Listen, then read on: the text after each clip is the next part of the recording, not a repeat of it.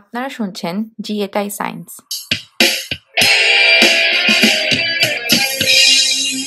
জিএটাই সায়েন্সের পডকাস্ট কড়া আলাপে আপনাদের সবাইকে স্বাগত। আজকের কড়া আলাপের বিষয় করোনা প্যান্ডেমিকে কোনটিকে রক্ষা করা বেশি জরুরি, জনস্বাস্থ্য নাকি অর্থনীতি? আমাদের সাথে কড়া আলাপে আজকে অস্ট্রেলিয়া থেকে যোগ দিচ্ছেন ইউনিভার্সিটি অফ নিউ সাউথ ওয়েলসের ফ্যাকাল্টি মেম্বার এবং public health specialist doctor Nusrat Humaira এবং কানাডা থেকে ইউনিভার্সিটি অফ টরন্টোর ফ্যাকাল্টি মেম্বার ও রটম্যান স্কুলের বিহেভিয়ারাল ইকোনমিক্স ইন অ্যাকশন সেন্টারের chief scientist professor doctor Tanzim Hossain, ঢাকার হলিক্রস স্কুল এবং কলেজের প্রাক্তন ছাত্রী doctor Nusrat Humaira, Bangladesh medical college থেকে চিকিৎসা বিজ্ঞানে গ্র্যাজুয়েশন এবং বাংলাদেশের ব্র্যাক ইউনিভার্সিটির জেমস পি গ্র্যান্ট স্কুল থেকে পাবলিক হেলথে পোস্ট গ্র্যাজুয়েশন সম্পন্ন করেছেন। ঢাকায় আইসিডিডিআরবি এবং Australia University of New South ওয়েলসে পাবলিক হেলথ রিসার্চের পাশাপাশি ডক্টর নুসরাত অস্ট্রেলিয়ার University of New South Wales থেকে পিডিয়াট্রিক্সের উপর পিএইচডি সম্পন্ন করেছেন। বর্তমানে Australia University of New South ওয়েলসে ফ্যাকাল্টি মেম্বার এবং বাংলাদেশের ব্র্যাক ইউনিভার্সিটির James P Grant School of Public হেলথের ভিজিটিং ফ্যাকাল্টি হিসাবে যুক্ত আছেন। ঢাকার গভর্নমেন্ট ল্যাবরেটরি স্কুল এবং নটরডেম কলেজের প্রাক্তন ছাত্র ডক্টর তানজিম আমেরিকার University of Maryland college park থেকে ইকোনমিক্সে গ্র্যাজুয়েশন এবং আমেরিকার প্রিন্সটন ইউনিভার্সিটি থেকে ইকোনমিক্সে পিএইচডি সম্পন্ন করেছেন। বর্তমানে কানাডার ইউনিভার্সিটি অফ টরন্টোর রটম্যান স্কুল অফ ম্যানেজমেন্টে অধ্যাপনার পাশাপাশি professor Tanzim behavioural economics, applied micro economics এবং কোয়ান্টিটেটিভ মার্কেটিং এর রিসার্চের সাথে জড়িত। তাহলে চলুন আর দেরি না করে করোনা প্যান্ডেমিকে কোনটি রক্ষা করা বেশি জরুরি, জনস্বাস্থ্য নাকি অর্থনীতি, এ বিষয়ে কড়া আলাপের পার্ট 2টি শুনে আসি। ডক্টর নুসরাত, যদি আপনাকে একটু পিছন দিকে দেখতে বলি, এখনকার সময় দাঁড়িয়ে প্যান্ডেমিকটা তো আসলে একটা জায়গা থেকেই মোটামুটি ভাবে সারা বিশ্বে ছড়িয়েছে এবং প্যান্ডেমিকটার বিভিন্ন দেশে তাদের স্ট্র্যাটেজিটা কি হবে এটা আমরা দেখেছি যে অ্যাটলিস্ট ফ্রন্ট ফেসে আমরা দেখেছি যে বিভিন্ন দেশের যারা ইনফেকশন ডিজিজের সাথে অথরিটি তারাই মূলত স্ট্র্যাটেজি গুলো ঠিক করে দিচ্ছেন বা তারা সামনে এসেছেন, কথা বলেছেন। বাংলাদেশে বা আইডিসিআর থেকে নিয়মিতভাবে সংবাদ সম্মেলন করা হচ্ছে, ব্যাপারগুলো জানানো হয়েছে। পাবলিক হেলথের পার্সপেক্টিভে আমরা যেমন কানাডাতে দেখেছি যে প্রথম দিকে আপনিও বলেছেন অস্ট্রেলিয়া থেকে বাংলাদেশে আপনি ভিজিট করেছেন, প্রথম দিকে তেমন ভাবে ট্রাভেল রেস্ট্রিকশন আমরা দেখিনি এবং WHO ট্রাভেল রেস্ট্রিকশন দিয়েছে অনেক পরে এসে। তারপর লকডাউনে যাওয়া, মাস্ক ব্যবহার করা, এই সমস্ত বিষয় নিয়েও প্রথম দিকে অতটা আমাদের সচেতনতা ছিল না বা সচেতনতা লক্ষ্য করা যায়নি।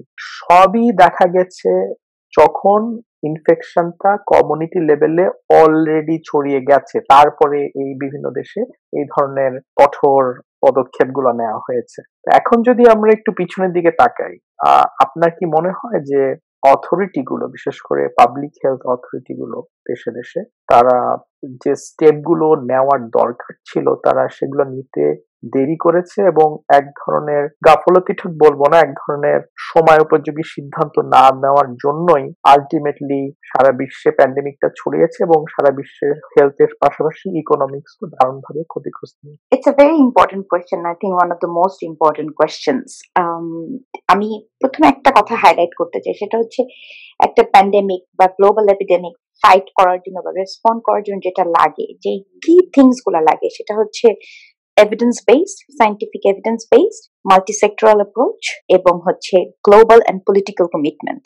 সো এগুলো যদি আপনি চিন্তা করেন তাহলে ওইভাবে আমরা আসলে প্যান্ডেমিকটাকে ডাইসেক্ট করতে পারি। এখন সমস্যা হচ্ছে যে প্রত্যেকটা দেশেই কিন্তু এক ধরনের প্যান্ডেমিক প্রিপেয়ারনেস প্ল্যান আছে। এটা WHO বহুদিন ধরে এইটার পিছিয়ে ওয়ার্ক করছে এবং আমি পার্সোনালি বাংলাদেশে প্যান্ডেমিক প্রিপেয়ারনেস প্ল্যানের সাথে জড়িত ছিলাম। আমি জানি যে খুব সম্ভব 2006 বা 2007 থেকে we have a pandemic plan in place, কিন্তু আনফরচুনেটলি আমাদের এই প্যান্ডেমিক প্ল্যান গুলা mostly was developed based on influenza, the 1918 Spanish flu influenza প্যান্ডেমিকের আদলে তৈরি করা ছিল। এখন এক একটা রেসপিরেটরি ভাইরাস এক এক রকম, এক একটা ট্রান্সমিশন এক এক রকম, এবং এট দ্য সেম টাইম যেটা আপনি ট্রাভেল রেস্ট্রিকশনের কথা বলছেন, যে হ্যাঁ ট্রাভেল রেস্ট্রিকশন WHO দেরিতে অনেকে মনে করে যে কিছুটা দেরি হয়ে গেছে ট্রাভেল রেস্ট্রিকশনটা ইন প্লেসে আসছে। আমি পার্টিকুলারলি মনে করি এটা হয়তো বা ইট স্টেম ফ্রম দ্য ফিয়ার, যখন সার্স এপিডেমিক হয়েছিল তখন খুব আর্লি অন ট্রাভেল রেস্ট্রিকশন দেওয়া হয়েছে, যেটার কারণে খুব সাংঘাতিকভাবে ইকোনমি ইম্প্যাক্টেড হয়েছিল এবং সেটার জন্য WHO was largely criticised letter. আমার মনে হয় সেই জন্যই হয়তো বা WHO এবার এত বেশি cautious ছিল to implement travel restriction, to call it a pandemic, because 2009 এ যখন ইনফ্লুয়েঞ্জা প্যান্ডেমিক হয় আপনারা সবাই জানেন যে সেই প্যান্ডেমিকটা কিন্তু আসলে অত সিভিয়ার ছিল না, মর্টালিটি বা ইনফেকশন রেট কোনোটাই অত সিভিয়ার ছিল না, কিন্তু সেটাকে যখন WHO প্যান্ডেমিক ডিক্লেয়ার করে এটা নিয়েও পরবর্তীতে অনেক ক্রিটিসিজম হয়। এখন কথা হচ্ছে যে এখানে একটা কথা মনে রাখতে হবে যে who is WHO actually? WHO is us মানে হচ্ছে all the member states that provide the data to WHO to make some decision, এবং এটা পিছনে অনেক এক্সপার্টস, কনসালটেন্টস, টেকনিক্যাল সাপোর্ট অনেক কিছু আছে WHO কে যারা ডিসিশন দেয়। এখন সেখানে বলতে পারেন যে এক্সপার্টসরা হয়তো রিস্ক রংলি ইভ্যালুয়েট করেছে বা ডিলে করেছে ইভ্যালুয়েট করতে, হতেই পারে।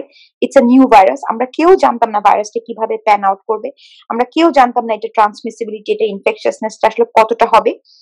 এখন যেটা বলতে পারেন যে মাস্কের ব্যাপারে অনেক কন্ট্রোভার্সি ছিল এবং আমার কাছে মনে হয় mask was probably the one of the most controversial issue throughout the whole pandemic. এখন যদি আপনি খেয়াল করে দেখেন 8-9 মান্থস আফটার দ্য প্যান্ডেমিক এখন কিন্তু টোটাল ফোকাস অন মাস্ক, এখন হ্যান্ড হাইজিনের চেয়েও বেশি মাস্কের কথা বলা হচ্ছে, মাস্ক পরো মাস্ক পরো মাস্ক পরো। সো এই জায়গায় আমি আপনার সাথে এগ্রি করি যে এখানে হয়তো বা আমাদের প্রথম থেকে আরো কেয়ারফুল হওয়া উচিত ছিল। আমরা জানি রেসপিরেটরি ভাইরাসেস, ইনফ্লুয়েঞ্জা বলেন, সার্স বলেন, মার্স বলেন, RSV বলেন, কমন যেসব respiratory viruses they have the potential to be transmitted through aerosolized transmission, মানে স্মল পার্টিকেল দিয়ে ক্লোজ স্পেসে ট্রান্সমিট করার ক্যাপাসিটি তাদের আছে। সো এটা চিন্তা করে আমাদের উচিত ছিল প্রথম থেকে হয়তো রিস্কটাকে আমরা ডাউন প্লে না করে আমরা রিস্কটা মিটিগেট করতে পারতাম যদি প্রথম থেকে আমরা হ্যান্ড হাইজিনের সাথে মাস্কও পরতে বলতাম। কিছু কিছু রিসার্চে দেখা গেছে যে মানুষ যখন মাস্ক পরে বের হয় তখন অন্য মানুষ তার থেকে কিছুটা ডিস্টেন্স মেনটেন করে এক ধরনের অ্যাওয়ারনেস থেকে, তো হয়তো বা তাহলে আমরা আরেকটু কমাতে পারতাম কমিউনিটি ট্রান্সমিশন। এবং এইসব অটোপসি কিন্তু হবে, এইসব অটোপসি প্যান্ডেমিকের হবে as we recover from the pandemic, as we move out of the pandemic, and I hope that happens very quickly. একটা ভ্যাকসিন আসলে এইসব অটোপসি প্রত্যেকটা ন্যাশনাল লেভেলে হবে, গ্লোবাল লেভেলে হবে, যে what we did right and what we did wrong, because it's all about resilience, it's all about prepare, because I must highlight this is not the first pandemic and this is not going to be the last pandemic, and taking into consideration how an epidemic emerges in a country, the factors এখন এই যে globalization সেসব factors এত বেশি এখন prevalent যে I am very very sort of, I wouldn't say confident, I am very very worried যে we are going to have a pandemic probably much faster than we think. এই যে আমাদের এই প্যান্ডেমিক থেকে lessons learned এক্সারসাইজটা খুবই important হবে, not just to understand what went wrong but also to understand what went right, because those things will help each country to develop a resilient health system, strengthen their public health infrastructure including a surveillance, so that at least we can predict an epidemic before it really crashes the economy and the lives of the people of the country. ধন্যবাদ professor Tanzim. এই প্যান্ডেমিকটা নিয়ন্ত্রণ করতে আমরা public health স্পেশালিস্টদের সামনে থেকে অংশগ্রহণ করতে দেখেছি। আপনার কি মনে হয় যে হেলথকে বাঁচাতে যে আমরা ইকোনমিকে এক ধরনের মানে মৃত্যুর দিকে ঠেলে দিয়েছি? এটা কঠিন প্রশ্ন, কারণ হলো যে এটা ডিপেন্ড করে calculation, because ultimately trade of.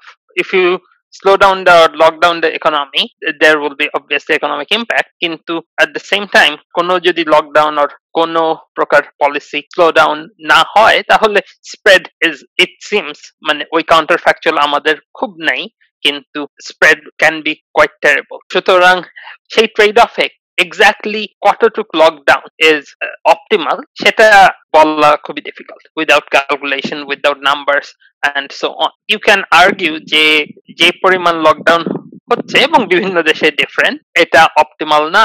Let's say যে হ্যাঁ আমরা লকডাউনটা একটু বেশি করে ফেলছি, which I probably don't agree, but I don't have numbers, that's my gut feeling. কিন্তু সেটা কেউ আর্গিউ করতে পারে with correct numbers or appropriate numbers, but you cannot say যে ইকোনমিকে আমরা মৃত্যুর মুখে ঠেলে দিচ্ছি, because the alternative would be to have global health disaster. সুতরাং economic disaster মানে economic recession and depression and so on, we can probably recover. If we lose a huge number of population of a country, even economically, we cannot recover from that. Forget about the emotional and psychological impact. সুতরাং lockdown was necessary, এবং I wouldn't say যে লকডাউনের জন্য আমরা economic we completely ignored or governments completely ignored. Of course, optimal level is always debatable. ধন্যবাদ doctor Nusrat. WHO অথবা সায়েন্টিস্টরা যে সমস্ত মেজার্স গুলো দিয়েছেন প্যান্ডেমিকের, যেমন ধরেন travel restriction, physical distance, hand washing, mask, আপনার দৃষ্টিতে এই যে পাবলিক হেলথ হাইজিনের যে বিষয়গুলো, সেগুলো বাংলাদেশ বা ডেন্সলি পপুলেটেড আন্ডার ডেভেলপ বা ডেভেলপিং কান্ট্রিজে কতটুক প্রয়োগ করা সম্ভব, মানে এটা কতটুকু রিয়ালিস্টিক ব্যাপারগুলো? যে পাবলিক হেলথ মেজার্স গুলা বা যে কন্ট্রোল মেজার্স গুলা বলছে WHO এবং বিভিন্ন দেশে পাবলিক হেলথ এক্সপার্টস গুলা, this are proven measures to control an infectious disease for which আমাদের কাছে কোনো এফেক্টিভ ট্রিটমেন্ট অথবা ভ্যাকসিন নেই। এগুলো প্রুভেন মেজার্স। এখন হ্যাভিং সেড দ্যাট, আসলে এটা কতটা ফলো করা সম্ভব বা সম্ভব না, এখানে আবার সেই একই প্রশ্নে আমরা ফিরে আসি যে একটা দেশের পলিটিক্যাল কমিটমেন্ট, গভর্নমেন্টের থেকে পলিটিক্যাল কমিটমেন্ট কতখানি, মানুষের কমপ্লায়েন্স কতখানি মেনে চলার জন্য। এখন কিন্তু যে বেসিক public health measures গুলোর কথা বলা হয়েছে, apart from social distancing, probably the distance of 1 to 2 meters, আমার কাছে মনে হয় মেজরিটি গুলোই ফলো করা সম্ভব। এখন আপনি বলতে পারেন যে মাস্ক পরে গরম দেশে কিভাবে মানুষ কাজ করবে, আমাদের মতন বাংলাদেশের মতো গরম দেশে। এখন কথা হচ্ছে যে সেই ক্ষেত্রে কিন্তু মাস্ক নিয়ে নানান রকম মেটেরিয়ালস এখন এভেলেবল অনলাইনে, যে মাস্ক আপনি বাসা যদি বানান 3 লেয়ারের বানাবেন, যেন ভিতরেরটা কটন হয়, ভিতরের মেটেরিয়ালটা যদি সুতির কাপড়ের হয় তাহলে আপনার একজনের ব্রিদিং এ হেল্প করবে, আর বাইরেটা যদি সিনথেটিক মেটেরিয়াল হয় তাহলে বাইরে থেকে রেসপিরেটরি পার্টিকেলস আপনার ভিতরে ঢুকতে আটকাবে। সো এরকম নানান জিনিস এক্সপ্লোর করা হচ্ছে যাতে মানুষের ব্রিদিং ক্যাপাসিটিটা হেল্প করে। এবং মাস্ক পরার যে ব্যাপারটা, মাস্ক পরাটা কিন্তু বেশি ইম্পর্টেন্ট যখন আপনি একটা ক্রাউডেড এরিয়াতে গেলেন। আপনি গ্রামে গঞ্জে যখন ওপেন স্পেসে থাকবেন, যেখানে মোটামুটি বাতাস চলছে, সেখানে কিন্তু মাস্কটা অত জরুরি না। হ্যাঁ, এখন হাত ধোয়ার যে ব্যাপারটা, হাত ধোয়াটাও কিন্তু খুব, আপনার কিন্তু হ্যান্ড স্যানিটাইজারের দরকার নেই। Hand sanitiser it's a western concept. বাংলাদেশের জন্য সাবান এবং পানিটা খুবই সহজ একটা ব্যাপার। এখন আপনি বলবেন যে আপা, যেই লোকটা রিক্সা চালায় সেই লোকটা কিভাবে হাত ধুবে কিছুক্ষণ পর পর? এটা নিয়ে আমি কিছুদিন আগে একবার আমার সোশ্যাল মিডিয়াতে একটা পোস্ট দিয়েছিলাম। সেটা হচ্ছে আমরা যারা বাংলাদেশে ছিলাম বা বাংলাদেশে রিক্সায় চড়েছি, আমরা সবাই জানি বাংলাদেশের রিক্সার সিট, যেটা সিটের নিচে কিন্তু কিছু জিনিসপত্র রিক্সাওয়ালারা রাখে, তাদের কাগজপত্র, লাইসেন্স, মানে আইডি কার্ডটার এই ধরনের।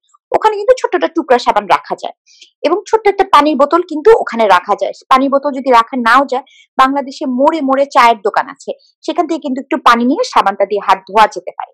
এটা হচ্ছে একটা। যারা গার্মেন্টস এর, যেসব কর্মীরা গার্মেন্টস এ কাজ করেন, তারা সবাই তাদের খাবার, তাদের পানি, এগুলো আজকালকার তাদের সাথে ব্যাগে ক্যারি করে, তারাও কিন্তু ছোট্ট এক টুকরা সাবান নিয়ে যেতে পারে সাথে করে। এখন কথা হচ্ছে যে মানুষ কিন্তু তখনই কমপ্লায়েন্ট হবে যখন আপনি মানুষের কাছে রিস্ক কমিউনিকেট করতে পারবেন। সো রিস্ক কমিউনিকেশন এখানে একটা বিরাট রোল প্লে করে, এবং সেখানে গভর্নমেন্টের commitment, political commitment plays a huge role. যে আপনি কিভাবে একটা দেশের রিস্ক কমিউনিকেট করছেন, রিস্ক কমিউনিকেট করার জন্য আপনি একটা দেশের কি যারা পিপল তাদেরকে ইনভলভ করছেন কিনা। বাংলাদেশের ক্ষেত্রে সেটা হতে পারে যে রিলিজিয়াস লিডার্সদেরকে আপনি ইনভলভ করছেন কিনা, বা আমি একটা কথা সবসময় বলি যে আমরা কোভিড চ্যাম্পিয়ন ইউজ করতে পারি, যে যারা কোভিড যাদের হয়েছিল তারা সার্ভাইভ করার পর তারা গার্মেন্টস ওয়ার্কারদের জন্য মেসেজ ডেভেলপ করতে পারে, রিক্সাওয়ালাদের জন্য মেসেজ ডেভেলপ, যারা ডে লেবার, যাদের জন্য রেগুলার হ্যান্ড ওয়াশিংটা খুব ডিফিকাল্ট, তাদের জন্য বিভিন্ন মেসেজ ডেভেলপ করতে পারে। এবং যদি আমরা রিস্ক কমিউনিকেশনটা প্রপারলি করতে পারি, এবং রিস্কটা যদি আমরা, রিস্ক কমিউনিকেশন মানে হচ্ছে আমি আপনাকে বুঝাইতে পারা যে আসলে এটা রিস্কটা কতখানি, তাহলে কিন্তু মানুষের কমপ্লায়েন্স বাড়ে। এবং কিছু কিছু ক্ষেত্রে লিগাল ইমপ্লিকেশনস আনতে হয়, যে মাস্ক না পরলে এখানে ঢুকতে দেওয়া হবে না। যেমন আমি জানি, শুনেছি এখন বাংলাদেশে বিভিন্ন রেস্টুরেন্টে শুরু করেছে যে মাস্ক না পরলে রেস্টুরেন্টে ঢুকতে দিবে না। এরকম বিভিন্ন লেভেলে কিন্তু কিছু কিছু পলিসি ইমপ্লিকেশনস এরও ব্যাপার আছে। এখন যেই দেশে মানুষের অর্থনৈতিক ব্যাকগ্রাউন্ড হায়ার, যেই দেশে মানুষকে গভর্নমেন্ট অনেক বেশি সাপোর্ট দেয়, সেই দেশে মানুষের কমপ্লায়েন্স অনেক বেশি হয়, বিকজ সে জানে যে সাপোর্ট আছে। যে দেশে ওই সাপোর্ট গুলা নেই সেই দেশে মানুষের কমপ্লায়েন্সও কমে যায়, কারণ তাকে কাজ করতে হয়, ঘরের বাইরে যেতে হয়। সো এই ক্ষেত্রে আমি যেটা বলবো যে মানুষের কমপ্লায়েন্স, পলিটিক্যাল কমিটমেন্ট, গভর্নমেন্টের ইন্টেনশন সবকিছু plays a huge role. But WHO যেসব রেকমেন্ডেশনস গুলো বলছে সেগুলো সবই আমার মনে হয় যে কোনো ডেন্সলি পপুলেটেড কান্ট্রিতেও করা সম্ভব যদি আমাদের রাইট কমিটমেন্ট থাকে। এবং আরেকটা খুব ইম্পর্টেন্ট জিনিস, যেসব পাবলিক হেলথ মেজার্স এর কথা বলা হচ্ছে সেগুলো কিন্তু শুধু করোনা ভাইরাস না, অন্যান্য রেসপিরেটরি ইনফেকশন ট্রান্সমিশনও সাংঘাতিক রোল প্লে করবে। এই বছর দেখা গেছে অস্ট্রেলিয়াতে এই সময় হাজার হাজার ইনফ্লুয়েঞ্জা হসপিটালাইজেশন হয়, এই বছর কিচ্ছু নাই। বিকজ যেসব পাবলিক হেলথ মেজার্স এর কথা বলা হচ্ছে সেগুলো অন্যান্য রেসপিরেটরি ইনফেকশনস কে প্রিভেন্ট করে। এবং রেসপিরেটরি ইনফেকশনস কিন্তু সারা পৃথিবীতে one of the main reasons for hospitalisation, emergency department visits, doctors visits, everything. So এটা কিন্তু অন্যান্য বেনিফিটও আছে। সো আমার কাছে মানে রিস্ক কমিউনিকেশন, পলিটিক্যাল কমিটমেন্ট, গভর্নমেন্টের কমিটমেন্ট, এগুলো যদি প্রপার থাকে, this measures can be taken up by any country. সেটা বলতে পারেন যে লেভেলটা কম বেশি হতে পারে, but this can be done. Professor Tanzin, there is nothing called free lunch in the world. পৃথিবীর বিভিন্ন দেশে, সেটা সোশ্যাল ওয়েলফেয়ার কান্ট্রি হোক, ইভেন বাংলাদেশে হোক, এই যে সোশ্যাল সেফটি নেটের আন্ডারে স্টিমুলাস প্ল্যান এবং সরকার, বিভিন্ন দেশের সরকার, কানাডা অথবা অস্ট্রেলিয়া, তারা জনগণকে সরাসরি অর্থ প্রদান করছে বেশ লম্বা সময় যাবত। এই টাকাটা আলটিমেটলি জনগণকেই তো ফেরত দেওয়া লাগে। এই যে ফ্রি মানির কুফল বা কুফলটা কি লং টার্মের জন্য? আমি এটা নিয়ে কিছুটা আগে বলেছিলাম যে, এবং সেটা কানাডার কনটেক্সট থেকে, এই স্টিমুলাস মানির ইম্প্যাক্ট, নেগেটিভ ইম্প্যাক্ট গভর্নমেন্টের জন্য এই মুহূর্তে খুব বড় না, কারণ government issues bonds and basically they pay interest, এবং as long as the economy is in good shape overall, over time, government bonds are considered safe investment. It's not the government is borrowing money from some kind of bank that they have to return after 1 year. It is just main payment holo interest payment, which because of low interest is relatively low. আমি বলছি না যে এই টাকাটা ফেরত দিতে হবে না, but overall the government or US government, Australian government, UK government, these days they have pretty large budget deficit. So this would increase the budget deficit, and সেটা তাদের গভর্নমেন্ট যেটা বলা হয় যে purse tightening, সেটা করতে হবে ultimate, but it doesn't have to be done in 1 year. Over 10 years, 15 years, it can be done. Government may spend less money on other programs in the future, but just from the stimulus effect, negative impact, I don't think is large. যেটা still large, সেটা হলো যে economy এতদিন বন্ধ থাকলে বা even half capacity তে চললে সেটার একটা ইম্প্যাক্ট আসছে, but stimulus itself is not super duper costly, এবং সেটা to reduce that impact like can be slowly, doesn't have to be drastic. Doctor Nusrat, এই প্যান্ডেমিকের পর আপনি গ্লোবাল হেলথ এবং বিভিন্ন ওয়েলফেয়ার কান্ট্রিতে যে হেলথ থাকে, এই ব্যাপারগুলো আপনি কিভাবে দেখছেন? যেগুলো কি আলটিমেটলি সাস্টেইনেবল থাকবে ওয়েলফেয়ার কান্ট্রিগুলোতে, নাকি পুরো ব্যাপারটাই বিশাল বড় ধরনের পরিবর্তন আসবে? আমি যেটা মনে করি যে apart from all the other things, how vulnerable the health system in many countries, how vulnerable the global community is to an emerging pathogen, what this pandemic has shown us as well is how important it is to have global collaboration in place, and that without global collaboration and global commitment, we can never respond to a magnitude of to a problem of this magnitude. এবং আমার কাছে মনে হয় যে the world as we know it or knew it is not going to be there post pandemic. As we recover, there's going to be a lot of changes in terms of how we see global health. এবং I would hope that beyond this pandemic, as we start to recover, and I hope as we have a new vaccine in place, many of the efforts that have been put in place for this pandemic in terms of data sharing, global repository for data, তারপরে হচ্ছে আপনার enhanced collaboration, implementation of social measures, even আপনার global funding to accelerate research for this pandemic. These things will be in place, and we will have একটা global একটা platform থাকবে to assess risk at a global level, to have a surveillance system in place so that we can predict all this risk at a global level, not just at a national level. Even data sharing, improved data sharing, data are exceptionally crucial. যে কোনো disease ইভেন্টের জন্য, health ইভেন্টের জন্য data are extremely crucial. আমার কাছে মনে হয় যে one important thing should be that we have a plan. How do we share data between countries with transparency and with all the legal implications around data sharing? These things are going to be in place, and I don't think, I'm an optimist by nature, I don't think and I don't want to believe যে it's going to be business as usual beyond this pandemic. আমি এটাও বিশ্বাস করতে চাই যে our lives are going to be same again in terms of আমরা আবার we will meet our friends again, we'll have coffee again together, I will get to see my relatives in Bangladesh again, we'll be able to travel again, but as a better human being, with the notion that things can go wrong and we should not be so complacent, and we should always have our guards on. This is a global world that we are living in. My door's problem can step into your door any moment, and with that, if we bear that thought in our minds, I think we will be better as a global community, as a national community, and from all perspective, and we will have that global commitment in place. ধন্যবাদ professor Tanzim. শেষ প্রশ্নে আসি। এই যে global connectivity, global village, এই প্যান্ডেমিকের পর আমরা অবশ্যই প্যান্ডেমিকের সময় গ্লোবাল কানেক্টিভিটি মারাত্মকভাবে ব্যাহত হয়েছে। Air travel, hospitality, education institution, even work from home, সবকিছু মিলিয়ে আমাদের ফিজিক্যাল, অনেক ক্ষেত্রে সোশ্যাল ডিস্টেন্সিং এর এক ধরনের নতুন নিউ নর্মাল তৈরি হচ্ছে। তো আপনি এই পোস্ট প্যান্ডেমিকের সময় গ্লোবাল ইকোনমির কেমন পরিবর্তন দেখেন? Overall hopefully global economy and everything একটা পরিবর্তন আসবে, কারণ যেটাকে আমরা বিজনেস অ্যাজ ইউজুয়াল বলতাম সেটা মেবি এই প্যান্ডেমিকটা আমাদেরকে দেখাচ্ছে যে maybe that was not optimal. Even air travel and so on. Let's talk about air travel. Air travel is very important. একটা বড় impact we used to ignore, সেটা হলো environmental impact. So maybe if we consider environmental impact on climate, তাহলে আমরা যে পরিমাণে air travel করতাম সেটা হয়তো it was suboptimally high. সুতরাং এই প্যান্ডেমিকের পরে most likely people will travel less, এটা পসিবল যে সেটা অ্যাকচুয়ালি আমাদের জন্য বেটার। আর একটা ইম্প্যাক্ট হলো ওয়ার্ক ফ্রম হোম, সেখানে একটা বড় চেঞ্জ হবে, স্পেশালি হোয়াইট কলার জবে।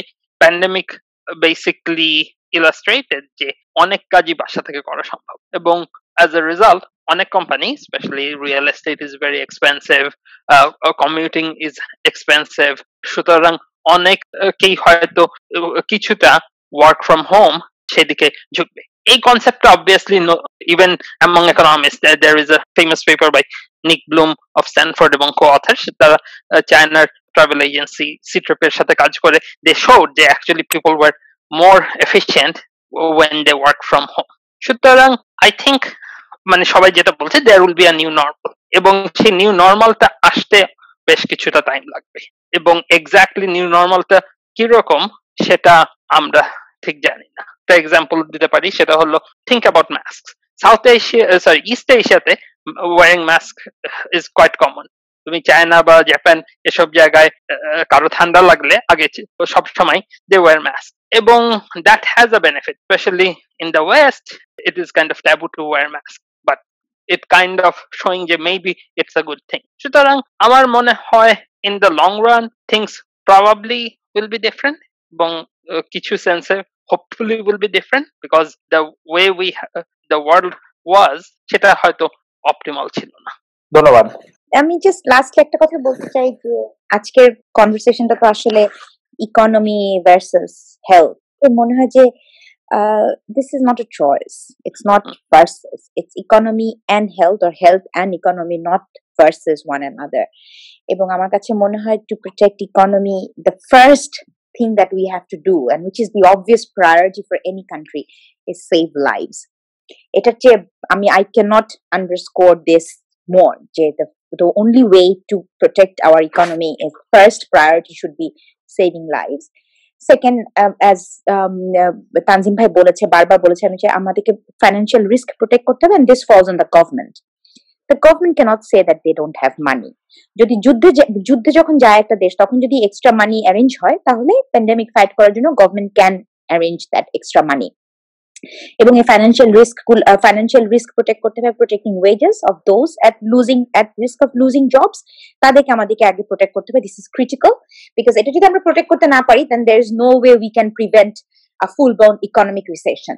এবং as we start to breathe, as we start to prepare to recover, যেটা তানজিম ভাই বলেছেন, আপনি বলেছেন যে আমাদেরকে স্মল এন্ড মিডিয়াম এন্টারপ্রাইজেস গুলাকে প্রোটেক্ট করতে হবে, এবং সেটার জন্য অনেক রকম ইকোনমিক মডেলস আছে যেটা তানজিম ভাইও বারবার বলেছে, আমি ওটা রিইটারেট করতে চাই না। The small and medium enterprises should be our priority. এবং মুভিং ফরওয়ার্ড আমার কাছে মনে হয় প্রত্যেকটা country should evaluate their public health infrastructure again, the health system again, because I think for every country there is the scope to enhance and strengthen our public health infrastructure, because moving forward, like I said, this is not the first and this is not going to be the last pandemic. We are going to have events like this, and the only way we are going to fight this is if we have a strong public health infrastructure to respond immediately, if we have global commitment, if we have a good evidence base, and we have strong political leadership in place. Thank you. আমি actually Nusrat যা বলছে একদমই একমত। Even ইকোনমিস্টরা generally চিন্তা করে trade off, এবং হ্যাঁ, in some sense there is trade off. If economy is completely closed, সেটা ফিজিবল না, but economy is not completely closed, এবং how much you value a life সেটা ইম্পর্টেন্ট, এবং I think we should value life pretty high. Economy will recover it at some point, অনেকেই খুবই বড়ভাবে affected, but and that's why we have government. সুতরাং I think obviously public health is first and foremost in this case. ধন্যবাদ। আপনারা শুনছেন জি এটাই science.